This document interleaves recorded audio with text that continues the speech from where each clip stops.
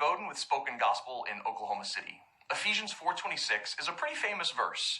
In your anger, do not sin. Do not let the sun go down while you are still angry. In this passage, Paul is talking about how we should speak the truth in love to each other to keep us from falling into sin or false teaching. He says, be angry and do not sin. So Paul's giving us permission to be angry. But angry at what? And what kind of anger is he talking about? Well, in the next chapter, this same word will be used to talk about God's wrath against sin. God is calling us to be angry at sin, to not tolerate it, to hate it, both in our lives and the lives of our brothers and sisters. But there's more here. We must not sin in our anger towards sin. You see, God's wrath doesn't spring from wounded pride or a short fuse. It springs from valuing and treasuring goodness and despising evil. It comes from wanting something better than sin for us. But what does that look like?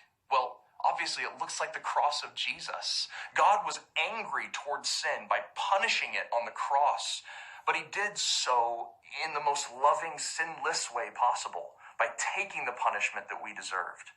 And there's one further caution in this passage about our anger. It says, don't let the sun go down on your anger. Now, this isn't a literal time constraint, but it's an idiom that communicates the passing of time. Don't stew in your anger is what it means. After all, the word anger here is different than the first one in the original language. The first anger can be a good anger, like the one God has, but this anger carries the idea of being provoked to extreme fury.